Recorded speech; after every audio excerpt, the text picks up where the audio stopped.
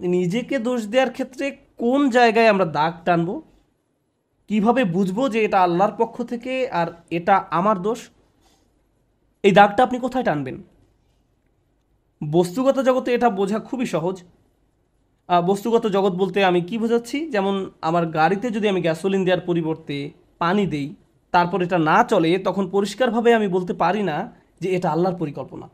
অথবা আপনি যদি সবসময় জাঙ্ক ফুড খেতে থাকেন, মিষ্টি জাতীয় খাবার সবসময় খেতে থাকেন, তারপর ৪৫ বছর বয়সে ডায়াবেটিসে আক্রান্ত হন, তখন আপনি বলতে পারেন না, ইয়া আল্লাহ, আমি কি বিপদে পড়ে গেলাম, এটা আল্লাহর পক্ষ থেকে পরীক্ষা।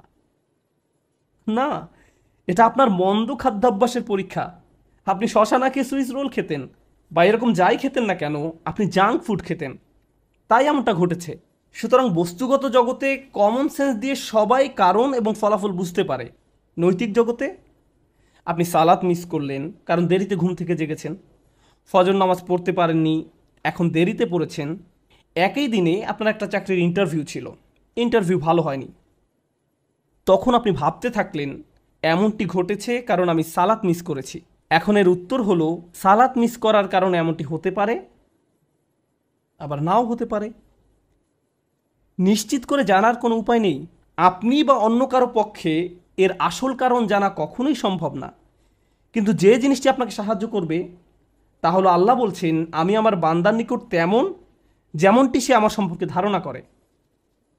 আপনি যদি ধারণা করেন নামাজ মিস করার কারণে আল্লাহ আপনার উপর প্রতিশোধ নিয়েছেন, তাহলে আপনার নিকট আল্লাহ তেমনই। কিন্তু আপনি যদি এভাবে চিন্তা করেন যে আমি আমার যথাসাধ্য চেষ্টা করেছি, ইন্টারভিউতে ভালো উত্তর দিয়েছি, এটা সম্ভবত আমার জন্য ভালো চাকরি নয়, যদি ভালো চাকরি হতো তাহলে আল্লাহ আমার জন্য এর ব্যবস্থা করে দিতেন। এখন আপনার যদি এই দৃষ্টিভঙ্গি থাকে, তাহলে আপনার সকল ভুল ত্রুটি সত্ত্বেও আল্লাহ আপনার নিকট তেমনই। আমাদের দায়িত্ব হলো, যখন আমরা ভুল করি তখন ইস্তেগফার করা। আল্লাহর প্রতিশোধের জন্য অপেক্ষা করা আমাদের কাজ নয়। ব্যাপারটা বুঝতে চেষ্টা করুন। আমাদের কাজ এটা নয় যে ওহ, আমি তো পাপ করে ফেলেছি, এখন আল্লাহ কোনো না কোনোভাবে আমাকে শাস্তি দিবেন। এজন্যই আল্লাহ বলছেন, অমা আসাবাকুম মিন মুসিবাতিন ফাবিমা কাসাবাত আইদিকুম, তোমাদের উপর যেসব বিপদ আপদ পতিত হয় তা তোমাদের কর্মেরই ফল। তোমরাই তোমাদের দুই হাতে এটা অর্জন করেছো, তুমি নিজেই নিজের জন্য এটা ক্রয় করেছো। এমনকি আধ্যাত্মিক জগতেও আমাদের কর্মের কারণে আমাদের উপর বিভিন্ন বিপদ আপদ পতিত হতে পারে। যেমন আপনি যদি ক্রমাগত মাতা পিতার সাথে খারাপ আচরণ করতে থাকেন এবং আপনার উপর কোনো মুসিবত আরোপিত হয়, এতে সম্ভবত কোনো কানেকশন রয়েছে। এই সমস্ত ক্ষেত্রে আল্লাহ কি করেন? ওয়াইফু আন কাসির, এবং তিনি তোমাদের গুনাহ ক্ষমা করে দেন। বস্তুগত জগতে আপনি যদি 2 তলার ছাদ থেকে লাফ দেন, ফলাফল ভোগ করতে হবে। আল্লাহ বলবেন না যে এইবার আমি তোমার পা ভাঙবো না। না না, যা ঘটার তা ঘটবে। আগুনে যদি হাত রাখেন তা পোড়া যাবেই। আল্লাহ বলবেন না যে তুমি তো আজকে ফজর নামাজ পড়েছো, তোমার হাত পুড়বে না, এমনটা ঘটবে না। কিন্তু যখন আধ্যাত্মিক জগতের কথা আসে, তিনি বলছেন ওয়াইফু আন কাসির, তিনি সাথে সাথেই প্রতিশোধ নেন না। আল্লাহ এভাবেই আমাদের সাথে আচরণ করেন, ওয়াইফু আন কাসির। এই ব্যাপারটা আমাদের মনের মাঝে গেঁথে নিতে হবে। যে কারণে আমি আজ এই আলোচনা সূত্রপাত করলাম তা হলো, আমাদের উম্মায় প্রতিদিন যে আধ্যাত্মিক অপরাধটি সংঘটিত হয়, তা হয় একজন স্নেহের মানুষের হাতে অন্য একজন স্নেহের মানুষের, পিতামাতা, স্বামী স্ত্রী। কখনো কখনো আমরা আমাদের স্নেহের মানুষদের সবচেয়ে জঘন্য কথাটা বলে বসি। মাঝে মাঝে আমরা সেসব কথা বলি আল্লাহর নামে। তুমি যা করছো তার জন্য আল্লাহ তোমাকে শাস্তি দেবেন, একদিন তোমাকে বিচারের কাঠগড়ায় দাঁড়াতে হবে। তুমি যা করছো তা আল্লাহ কোনোদিন ক্ষমা করবেন না। মা তার সন্তানকে এভাবে বলে, স্ত্রী স্বামীকে বলে, ভাই বোন একে অপরকে বলে। মনে হয় যেন আল্লাহ কোনো রাগান্বিত অস্ত্র যা আপনি যে কোনো সময় প্রয়োগ করতে পারেন। কারণ কারো উপরে আপনি অসন্তুষ্ট, তাই আল্লাহ অবশ্যই তার উপর অসন্তুষ্ট, এবং আপনি এভাবে আল্লাহকে ব্যবহার করতে পারেন। এটা আমাদের স্থান নয়। অনেক মানুষের ক্ষেত্রে তারা এই ধরনের কথা এত বেশিবার শুনেছে যে তারা আল্লাহর নিকট থেকে অনেক দূরে সরে গিয়েছে। তারা তাদের প্রিয় মানুষগুলোর কাছ থেকে এমন কথা শুনেছে। একটা শিশু তার মা বাবার কাছ থেকে এমন কথা সব সময় শুনে এসেছে, নামাজ না পড়লে আল্লাহ তোমাকে শাস্তি দেবেন, নামাজ না পড়লে আল্লাহ তোমাকে শাস্তি দেবেন, এই বিস্কুট খাওয়ার কারণে আল্লাহ খুবই রাগান্বিত, সব সময় আল্লাহ রাগ করবেন, আল্লাহ রাগ করবেন, আল্লাহ রাগ করবেন। এই ছেলেটি যখন 16-17 বছর বয়সে পৌঁছায়, সে আল্লাহর সাথে তখন আর কোনো সম্পর্ক রাখে না। যখন সে শুনে আল্লাহ দয়ালু, ক্ষমাশীল, তার তখন এই কথা বিশ্বাস করতে কষ্ট হয়। কারণ আল্লাহ সুবহানাহু ওয়া তাআলা সম্পর্কে এমন ধারণা নিয়ে সে বড় হয়নি। তার কাছে মনে হয় প্রতিবার সে আল্লাহর কারণেই সমস্যায় পতিত হয়েছে। তারপর এই পিতামাতাই বলেন, আমরা তো এই ছেলেকে ছোটবেলা থেকেই ইসলাম শিখাচ্ছি, আমি জানি না কেন সে ইসলাম থেকে দূরে সরে যাচ্ছে। কিন্তু কোন আল্লাহ সম্পর্কে আপনি তাকে শিক্ষা দিয়েছেন? একজন রাগান্বিত আল্লাহ, এমন আল্লাহ যিনি শুধু শাস্তিই দিতে চান, অথচ আল্লাহ বলছেন মা ইয়াফআলুল্লাহু বিআযাবিকুম, তোমাদের শাস্তি দিয়ে আল্লাহ কি করবেন? আল্লাহ নিজেই এই কথা বলছেন, তোমাদের পিছনে লেগে আল্লাহ কি করবেন? তাই মানুষ খারাপ পরিস্থিতিতে পড়লেই মনে করে আল্লাহ তাদের শাস্তি দিচ্ছেন, আল্লাহ তাদের কষ্ট দিচ্ছেন। তার এমন পরিস্থিতি আল্লাহ তৈরি করেছেন, আল্লাহ তাদের কষ্ট দিচ্ছেন। আমার এক কলিগ আমাকে একটা কথা মনে করিয়ে দিয়েছিলেন। মালয়েশিয়া আসার সময় কোত্থেকে হঠাৎ করে, এমনটা আগে কখনো হয়নি, আমার টনসিলে ব্যাকটেরিয়ার আক্রমণ ঘটে। এটা এমনভাবে ফুলে গিয়েছিল যে আমার গলার অর্ধেকটা ব্লক হয়ে গিয়েছিল। আমার কাছে মনে হয়েছিল একটি নাকের ছিদ্র বন্ধ হয়ে আমি যেন ডুবে যাচ্ছি। আমি তখন আবুধাবি থেকে এখানে আসার মাঝপথে বিমানে ছিলাম। বিমান থেকে নেমে দ্রুত একটা ক্লিনিকে গেলাম। তারা বলল, তোমাকে অমুক অমুক ভারী চিকিৎসা নিতে হবে। এখানে আসার পর আমাকে অপারেশন করার পরামর্শ দেওয়া হলো। ভাবতে লাগলাম কী হচ্ছে এসব। ডাক্তার বলল, এমন ঘটনা একেবারেই ঘটে না। ব্যাপারটা আসলেই অদ্ভুত। আমার 30 বছরের ক্যারিয়ারে শুধু আরও একবার এমন ঘটনা দেখেছি। তো আমি হাসপাতালের বেডে শুয়ে আছি আর অপারেশনের জন্য অপেক্ষা করছি। তখন আমার এক কলিগ আমাকে মনে করিয়ে দিল যে এই মুহূর্তে তোমার জন্য এটাই শ্রেষ্ঠ জায়গা। এই মুহূর্তে হাসপাতালের এই বিছানাই তোমার জন্য সর্বোত্তম জায়গা। এটাই তোমার জন্য আল্লাহর পরিকল্পনা। আমি ভাবতে লাগলাম, আমাকে অমুক অমুক প্রোগ্রাম বাতিল করতে হবে, অমুক অমুক জায়গায় যেতে পারবো না, পরিস্থিতি কিভাবে মোকাবেলা করব, অমুক ক্যালেন্ডার, অমুক মিটিংয়ের কি হবে। এত দূর থেকে আসলাম প্রোগ্রামগুলো করার জন্য। তারপর হঠাৎ করে আমার কলিগের এই কথা আমার সব কিছু শান্ত করে দিল। হ্যাঁ, এখানেই আমার থাকার কথা। এর চেয়ে ভালো কোনো জায়গা হতে পারে না। কারণ হাসপাতালে আসার পরিকল্পনাটি তো আমার নয়, এটা আল্লাহ আজ্জা জাল্লার পরিকল্পনা।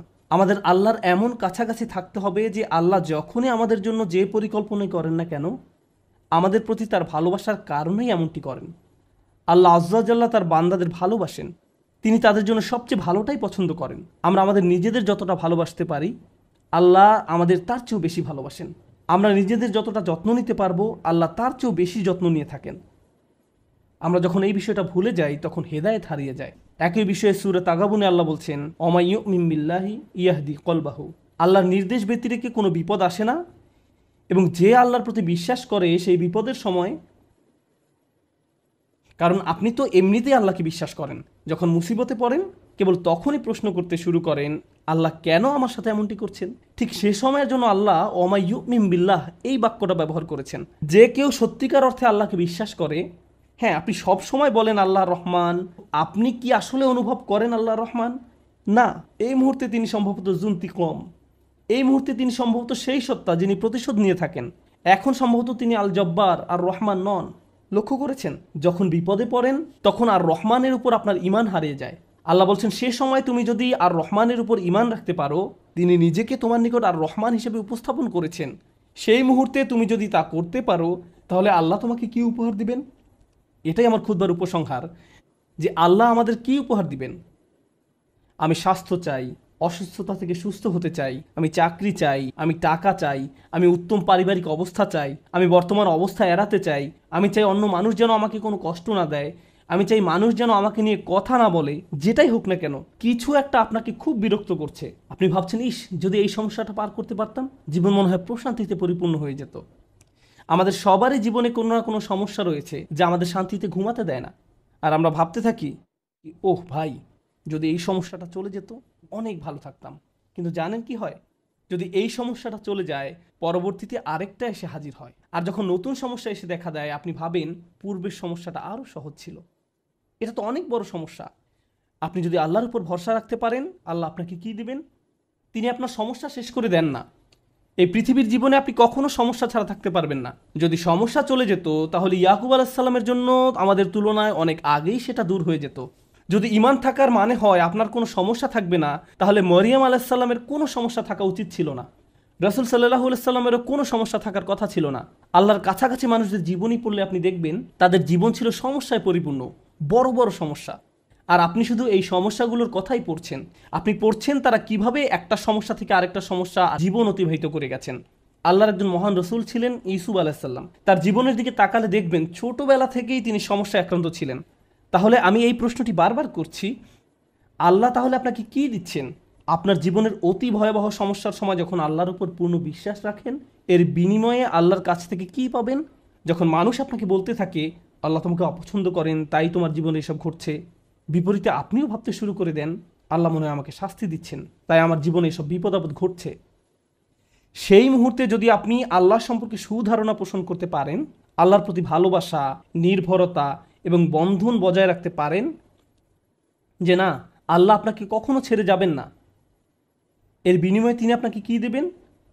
তিনি সে লোকের হৃদয়কে পথ দেখান।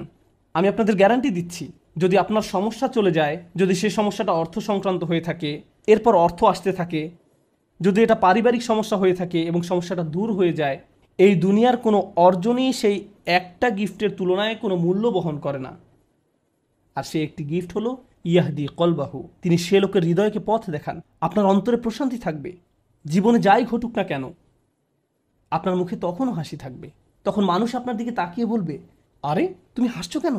তুমি কিভাবে ঠিক আছো? দেখো না তোমার কি অবস্থা হয়েছে। আপনি তখন বলবেন, হ্যাঁ সব ঠিক আছে। যদি আপনি এই আচরণ রপ্ত করতে পারেন, এমন অনেক মানুষ রয়েছে যাদের টাকার কোনো অভাব নেই, তারপরেও তারা ঘুমাতে পারে না। আপনার কল্পনায় যেসব কিছু মানুষের জন্য সুখ নিয়ে আসার কথা, তার সবই তাদের আছে, কিন্তু তবু তাদের মানসিক শান্তি নেই। তাদের নেই সেটা, তারা নিজেদের উপর খুশি নয়, বিভিন্ন রকম ড্রাগ এবং মদ পান করে, বাস্তব দুনিয়া থেকে নিজেদের সরিয়ে রাখে। তারা বাস্তবতার মুখোমুখি হতে পারে না। অন্য মানুষরা তাদের ভিডিও দেখে বলে, ওয়াও, তাদের বাচ্চাদের দোলনাটা কি সুন্দর, তাদের গাড়িটাও কি চমৎকার, আমরাও এগুলো চাই। ইয়া লাইতালানা মিসলা মা উতিয়া করুন, ইস কারুনের যা আছে আমার যদি তা থাকতো। বসের মতো জীবন। পক্ষান্তরে আপনি যদি আল্লাহর দিকে ফিরেন, তাহলে তিনি আপনাকে এমন কিছু দান করবেন যা কোনো টাকার অঙ্কে কেনা সম্ভব নয়। খ্যাতি বা জনপ্রিয়তা যা আপনাকে দিতে পারবে না, আর তা হলো ইয়াহদি কলবাহু, তিনি আপনার হৃদয়কে পথ দেখাবেন। এটাই ইমানের সর্বশ্রেষ্ঠ পুরস্কার, এটাই হলো বিপদে পড়ার সর্বশ্রেষ্ঠ পুরস্কার। এখন আলোচনার উপসংহারে এসে বলতে চাই, মানুষ অনেক সময় বিভিন্ন সমস্যায় আটকে পড়ে। আপনি আটকে পড়েছেন, আমি আটকে পড়েছি। কখনো কখনো আমরা এখান থেকে মুক্তির কোনো উপায় দেখি না। ওই পরিস্থিতিগুলো হলো আমাদের আল্লাহর পক্ষ থেকে সর্বশ্রেষ্ঠ উপহার দেওয়ার একটা উপায়। ওই পরিস্থিতিগুলোতেই তিনি আমাদের অন্তরগুলোকে পথ প্রদর্শন করেন। আমরা যদি কেবল সেই পরিস্থিতিগুলো ব্যবহার করে আল্লাহকে পেতে পারি, আল্লাহর সাথে কথা বলতে পারি, এর জন্য আপনাকে আরবি জানতে হবে না, এর জন্য আপনাকে অনেক বেশি কোরআনও জানতে হবে না। জাস্ট আল্লাহর দিকে প্রত্যাবর্তন করুন আর বলুন, ইয়া আল্লাহ, আপনি তো সর্বশ্রেষ্ঠ পরিকল্পনাকারী। ইয়া আল্লাহ, আপনার মতো কেউ আমাকে ভালোবাসে না, কেউ আমার প্রতি আপনার মতো যত্নবান নয়। এটা কখনোই সম্ভব নয় যে আপনি আন্তরিকতার সাথে আল্লাহর নিকট হেদায়েত কামনা করবেন আর তিনি আপনাকে ফিরিয়ে দেবেন। আপনি যদি আল্লাহর কাছে একটা গাড়ি চান, তিনি হয়তো আপনাকে তা নাও দিতে পারেন। একটা বাড়ি চান, তিনি হয়তো আপনাকে তা নাও দিতে পারেন। আপনি যদি তার নিকট আপনার রোগ ভালো করে দেওয়ার জন্য দোয়া করেন, হয়তো তিনি ভালো করবেন অথবা ভালো করবেন না।